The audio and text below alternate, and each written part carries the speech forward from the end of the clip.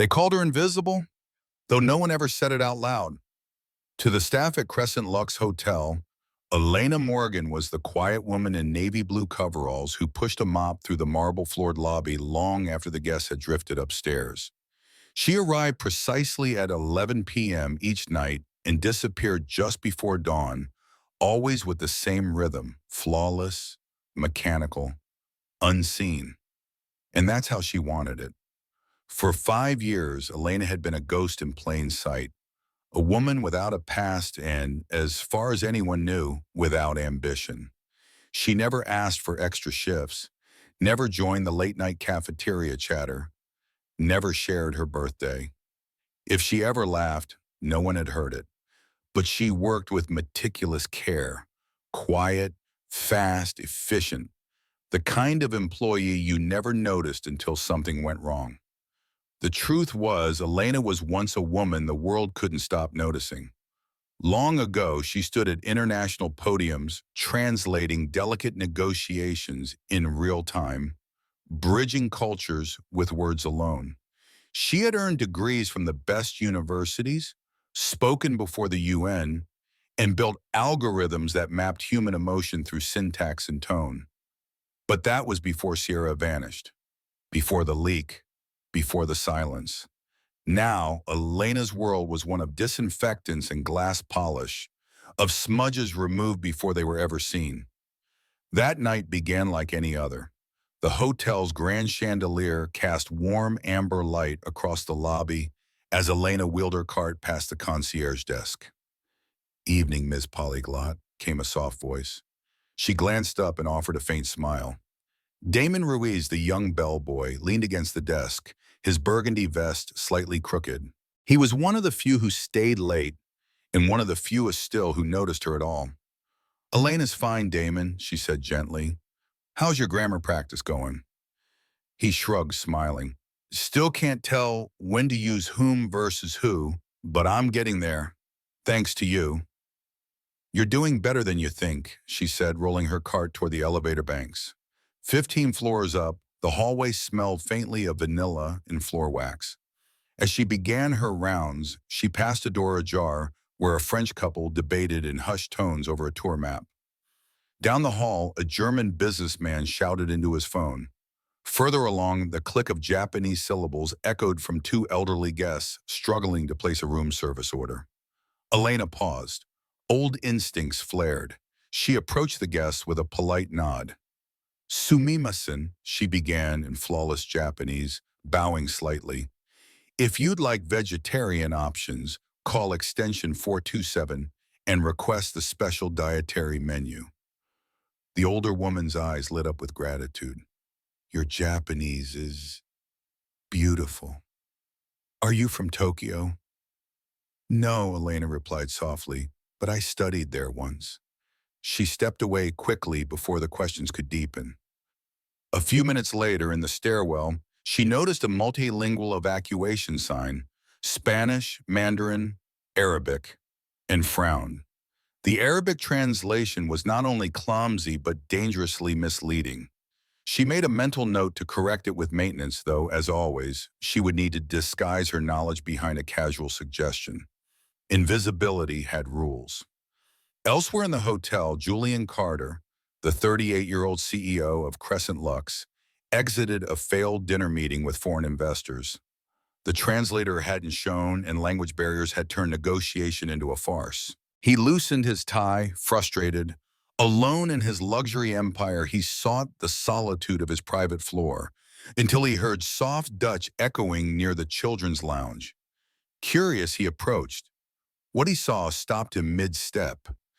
A young girl, maybe 7, sat alone on a velvet couch, her eyes wet with tears, and kneeling beside her was a woman in a janitor's garb, speaking calm, melodic Dutch. "I know it's scary," Elena was saying, "but the front desk is helping find your parents, sweetheart." Julian watched, puzzled. The child leaned closer, wide-eyed. "Do you speak Dutch, but you're American?" "I speak 9 languages," Elena replied kindly. "Would you like to learn how to say help in English?" The girl smiled for the first time. Julian's mind reeled. 9 languages, a janitor. He stepped forward just as Elena helped the girl use the house phone. She glanced up, startled to see the hotel's CEO. I was only helping, she began. Don't apologize, Julian said, studying her face. I just have one question. Her body tensed. You said 9 languages, he asked. There was a pause, then carefully Elena answered. Yes, I pick up languages easily. But her eyes betrayed something deeper. Not talent, not a chance, history. And somewhere deep within Julian Carter, a question began to bloom. Who exactly was Elena Morgan? And why was she hiding behind a mop? Julian Carter hadn't slept. Even as the sun painted the skyline behind the Crescent Lux Hotel in muted gold, his thoughts remained fixed on the woman in the janitor's uniform who had spoken Dutch to a child like it was her mother tongue, then shifted effortlessly to Mandarin, then French, as if changing channels on a radio dial. He had met diplomats, professors, intelligence officers, but not once in his 3 decades of international business had he seen that kind of fluency in a custodian. By 7 o'clock a.m., he had Evelyn, his sharp-eyed executive assistant, pull the employee file for Elena Morgan. What he received was thinner than a hotel pamphlet. Just the basics, Evelyn explained, tapping a manila folder. Name, emergency contact, hire date. 5 years ago during the post-COVID staffing shortage. No prior employment listed, no references. No academic background either. Julian frowned. Didn't we require background checks? We did, but she came in during that chaos when we waived protocols to meet quotas. He nodded absently. Emily, his mind racing. Evelyn, do me a favor. Keep this between us. Of course, Mr. Carter, but may I ask why all this sudden interest in, a janitor? Julian hesitated. Let's just say I think we've underestimated someone. That evening, Elena stood on the rooftop terrace alone as city lights bled into the horizon like soft embers. Below, the world bustled. Guests dined, deals were signed, bellhops hustled luggage. But up here, it was quiet.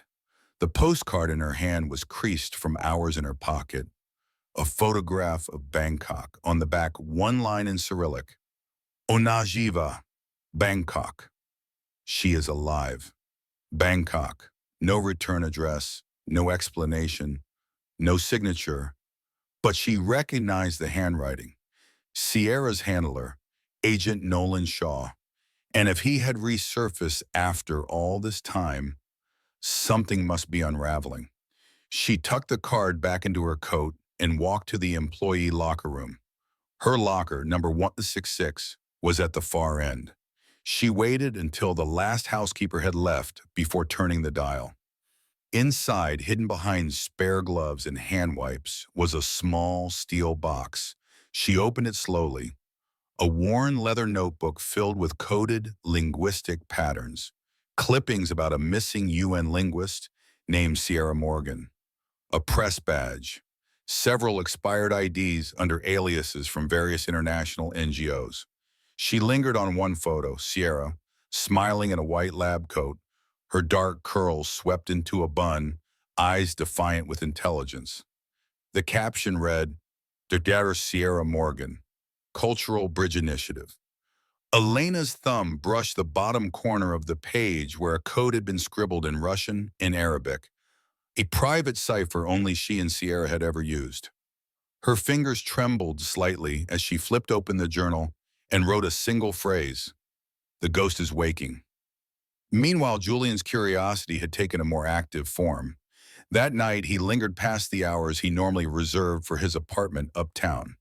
He claimed to be checking renovation progress, but in truth, he was hoping for another glimpse. And he got it. In the conference wing, he found Elena polishing the long oak table for tomorrow's meeting with German biotech investors. He approached quietly. "Guten Abend, Frau Morgan," he said casually. Without looking up, she replied, Guten Abend, Herr Carter. Julian raised his brows. I'm impressed. She looked up, eyes calm. You already tested me yesterday, Mr. Carter. Fair, but humor me. He switched to French. Do you believe language defines thought? Elena responded in fluent academic French. I believe language reflects how we shape reality. Words are mirrors, but sometimes they're weapons. He stepped closer, intrigued. You speak like someone with formal training. She straightened slightly. I read a lot. Julian smiled faintly. I'm not trying to trap you. I'm just fascinated. Why are you here, Elena? Truly? She paused, then gave the only answer that didn't betray the layers beneath. I'm good at cleaning, and I like the quiet. Julian sensed the door closing. Well, if you ever want something more, we have a guest services department that could use someone like you. I'm content where I am, she said gently, then resumed wiping the table. The message was clear, conversation over. But as Julian walked away, he couldn't shake the feeling that he had just conversed with a woman carrying something enormous, something dangerous, inside her silence. That same night in the concierge lounge, Damon Ruiz sat hunched over a stack of papers. Elena found him struggling to decode a scholarship application written in stiff formal English. I don't get half of this vocabulary, he muttered. Let me show you, Elena said softly, pulling up a chair. For the next hour, she walked him through it line by line, explaining idioms, breaking down clauses, teaching mnemonic tricks. At one point, Damon looked at her in awe. You should be teaching at a university. Elena offered a small, wistful smile. I used to, but she said nothing more, because ghosts don't talk about the life they had before they died. At exactly 3:06 a.m., the Crescent Lux Hotel's lobby security feed caught something unusual. A woman in uniform, janitorial, entered the service hallway, but instead of heading to the utility closet or locker room, she turned sharply and disappeared behind a maintenance door labeled Staff Only, Restricted Access. 10 minutes later, that same woman exited through a back alley. The back alley, no cleaning supplies in hand, no mop in sight. That woman was Elena Morgan. But by the time anyone would notice, she'd be 20 blocks away. She moved through the night like she'd been trained for it. Because once, long ago, she had been. In another life, when her name wasn't Elena and her job didn't involve mops, but microphones, memorandums, and meetings behind soundproof glass. Tonight, she was heading to a location only two people had ever known. The first was Sierra, the second Agent Nolan Shaw. The storage unit was tucked behind a dusty Thai grocery and a tire shop marked only by a faded metal sign. River Point Units. By appointment only. Unit 47. The number from the message. Elena used the key she'd found taped under the sink 2 nights before. The padlock clicked open with a soft snap. She stepped inside. What greeted her wasn't dust or clutter, but precision. A military-style duffel, a stack of weathered notebooks, 3 USB drives, a folder labeled Mind Voice, beta-level applications, and on top of everything, a photo. Sierra, recent. Her eyes are thinner, her face is slightly hollow, but unmistakably alive. Elena's knees buckled for a moment. She caught herself on a nearby shelf, heart thudding with emotion she hadn't allowed herself to feel in 3 years. Her sister was alive, somewhere in Bangkok, and someone wanted Elena to know. She found a letter tucked inside the photo's sleeve. They have moved her to the Delta Island facility, 30 kilometers south of the city. You won't find her in any official system, but I've marked the coordinates on the drive. You know what you have to do. She's not just a hostage, she's the key.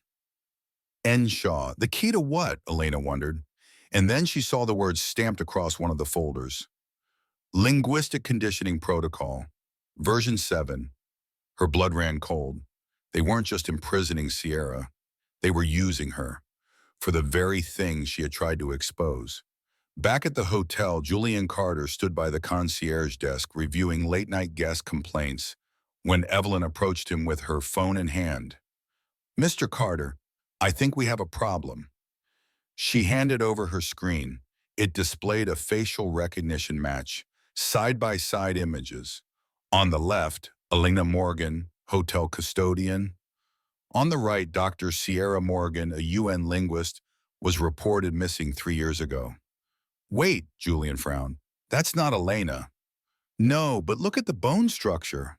The eyes, the facial ratios. This match isn't about Elena being Sierra. It's about them being related." Julian stared at the photos, unease tightening in his gut.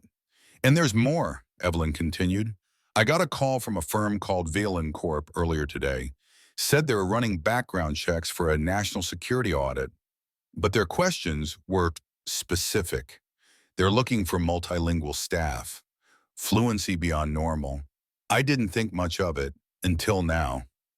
Julian's instincts roared to life. "Evelyn, whatever you do, don't give them anything else about Elena. Not a single file, not even a name. We may be dealing with something far beyond hotel policy." Evelyn hesitated. "Are we in danger?" "I don't know yet," Julian said, "but I intend to find out." At 4:32 a.m., Elena returned to the hotel through the underground freight entrance. She moved carefully, her breathing slow, mind spinning. She knew now what she needed to do. No more hiding, no more cleaning in the dark while her sister was being used like a puppet for some psychological weapon. If what Nolan hinted at was true, Mind Voice wasn't just a linguistic research program. It was a system designed to influence behavior, beliefs, maybe even loyalty. Through language. Exactly the kind of weapon she and Sierra had refused to build. Elena opened her locker and pulled out her notebook. On the last page, she wrote a message to herself. "Sierra is alive. They're still running Mind Voice. Bangkok is the key. I can't stay hidden forever." She paused, then added one final line. "Julian Carter may be useful, if I can trust him." The next night, as Elena polished the chandelier crystals in the lobby, Damon approached with nervous energy. "I got the test results," he whispered. "That scholarship exam? I passed. I'm going to community college, with full tuition." Elena smiled, a genuine one this time. "That's wonderful. I couldn't have done it without you." She placed a gentle hand on his shoulder. "You did the work. I just reminded you that you could." From across the lobby, Julian Carter watched the interaction unfold. The way Elena explained something in quiet, flowing words. The way Damon lit up like he just unlocked a part of himself he didn't know existed. Julian knew that moment wasn't just about language. It was about power. And Elena Morgan, whatever she truly was, had more of it than anyone he'd ever met. The Crescent Lux Hotel looked the same from the outside. Elegant, poised, undisturbed. But beneath its polished marble floors and Art Deco chandeliers, something had shifted. Elena Morgan was no longer hiding, and Julian Carter, to his surprise, was no longer just a bystander. They stood together in his private office just after midnight, the doors locked, the curtains drawn. A digital map of Southeast Asia glowed on Julian's laptop screen. At the center, an unmarked island roughly 30 kilometers off the coast of Bangkok. It had no name, no records, no traceable ownership. But Elena had coordinates and a plan. "This facility, Delta Island, they're not just holding my sister," she said quietly. "They're forcing her to help refine a program called Mind Voice. It's a system designed to manipulate behavior through language patterns. Subtle, precise. Think psychological warfare is built into how people speak, listen, and even think." Julian leaned forward. "How is that even possible?" She met his eyes. "Because we helped build it. Years ago, Sierra and I were part of a research project funded by international coalitions. It was supposed to help diplomats and peacekeepers communicate better with civilians in high-risk regions. We developed algorithms that could predict emotional states through sentence structures, cadence, and even intonation. And someone weaponized it. Yes, when Sierra found out, she tried to expose it. Then she disappeared. Julian exhaled slowly. And now someone's luring you out with this photo, the postcard. They want me there, Elena said, either to silence me or to use me too. Then why go? Elena didn't answer right away. Her gaze moved to the window where city lights shimmered like a field of signals. Because if I don't, this doesn't stop with us. 2 days later, they were in Bangkok. Julian had arranged everything under the guise of evaluating hotel expansion opportunities in Southeast Asia. Private jet, cover identities, logistics. Damon Ruiz came with them. Not because he had to, but because Elena asked, and because he wanted to repay the woman who taught him that words could unlock more than scholarships. He was more resourceful than they realized. Before I worked at Crescent Lux, I helped a friend expose a trafficking ring in Houston, he explained as they entered their modest safe house above a market in the Bangrak district. I've got contacts, whistleblowers, journalists, even some in Thailand. Julian turned. You Guaya? Never mentioned that. Damon grinned, but neither did Elena, and look where we are now. That evening, they met with an old contact of Damon's, Somchai Pattinson, a wiry Thai activist in his 50s who ran a legitimate import-export business as cover for underground humanitarian efforts. Somchai studied the map and intel Nolan Shaw had provided. The island is patrolled, small security team, but well-trained. No official docks, just a disguised supply route. Most boats that get near are turned away. But there's one way in. He tapped the screen. An old underwater tunnel used for equipment drops. Hidden in the reef. Low risk of detection. If you can hold your breath and stay quiet. Julian glanced at Elena. You've done things like this before? She nodded once. Enough to know how dangerous it'll be. They spent the next 48 hours preparing. Somchai introduced them to Crit, a grizzled boat captain with scars and stories to match. He agreed to get them close, no closer than 500 meters from shore, before sunrise. Beyond that, they were on their own. Elena and Damon trained nightly, practicing hand signals, breathing control, and emergency extractions. Julian coordinated with legal teams back in New York, arranging fail-safes, encrypted broadcasts, and a trusted journalist ready to break the story should they go missing. One evening, as they sat on the rooftop of their safe house watching the Chao Phraya River glimmer below, Damon turned to Elena. You're not just trying to rescue your sister, he said. No, she replied.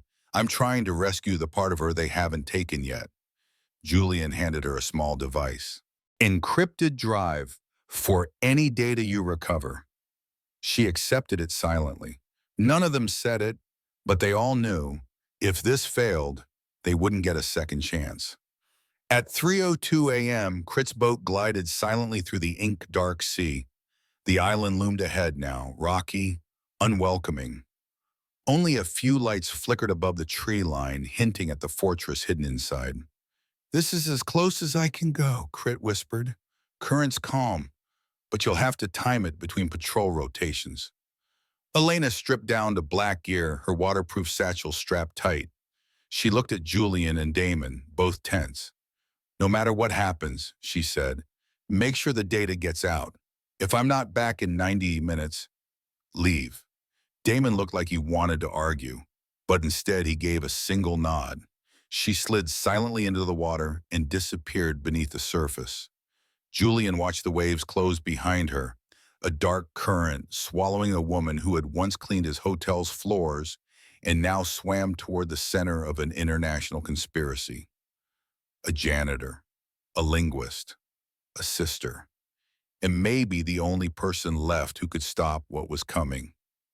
The tunnel was narrower than Elena expected, coated with algae, half collapsed in places, and filled with stale, brackish water that clung to her skin.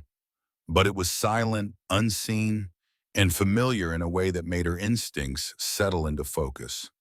15 minutes in, she surfaced inside a supply chamber, dimly lit by low-power fluorescence.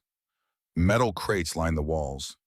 Surveillance cameras blinked red, but she moved beneath them, memorizing blind spots from Nolan Shaw's file.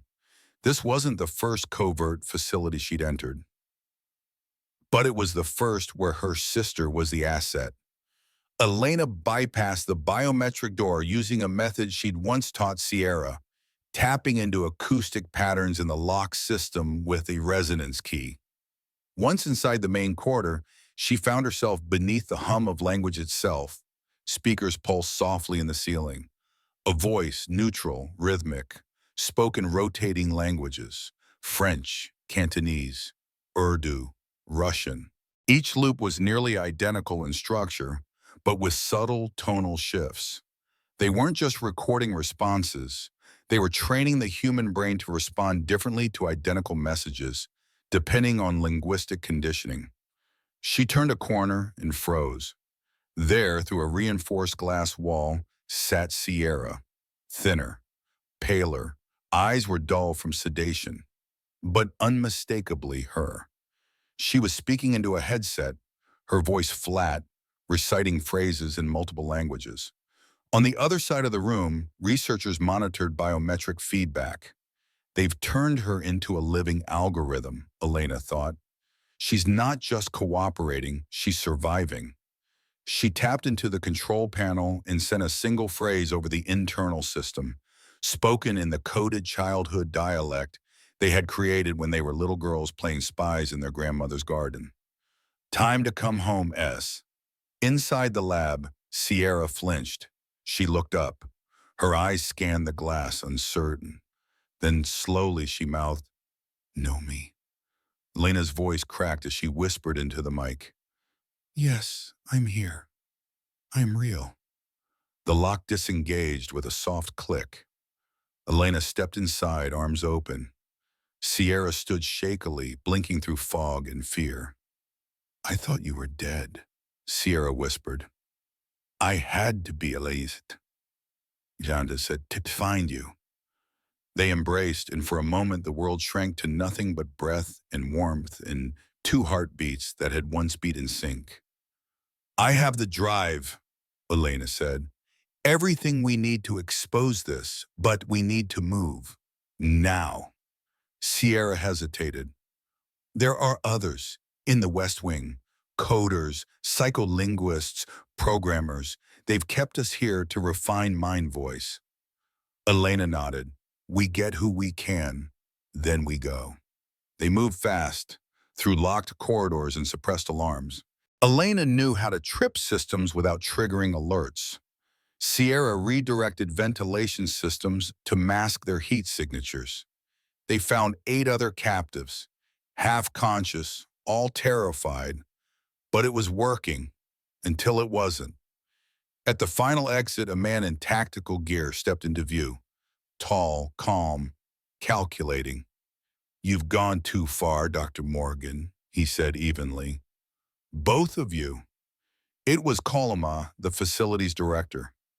"You had potential," he continued, "and you threw it away for a moral stance that no one will remember." Elena stepped forward. "They'll remember when we release the data. You won't make it off this island." From behind her, Sierra's voice was clear. "You're wrong." She tossed a flash grenade, a last-minute tool from the escape kit Nolan had stashed. In the moment of chaos, they bolted. 15 minutes later, Crit's boat sped away from the island, Damon helping pull half-conscious scientists aboard, Julian already uploading the encrypted files to multiple servers. Elena sat beside Sierra, salt water in her hair, eyes hollow but burning. "It's done," Julian said. "No," Elena whispered. "It's just beginning." 2 months later, the Crescent Lux Hotel was no longer just a hotel. It had become the global headquarters of the Aurora Institute for Linguistic Ethics, led by Dr. Elena Morgan and Dr. Sierra Morgan. Their expose had gone viral. International tribunals indicted Valancourt. Governments paused the use of linguistic profiling software. Legislations for cognitive liberty were being drafted by the UN. Julian stepped into Elena's new office, once his own, and smiled. "You were always more than a janitor." She looked up, her eyes calm. "I was never just a janitor," Elena replied. "No one ever is." Moral and message, language can heal, but when weaponized, it can quietly erode the will to resist, to think, to be. Elena's story is a reminder that true power lies not in silence, but in the courage to use our voice, not just to speak truth, but to protect it.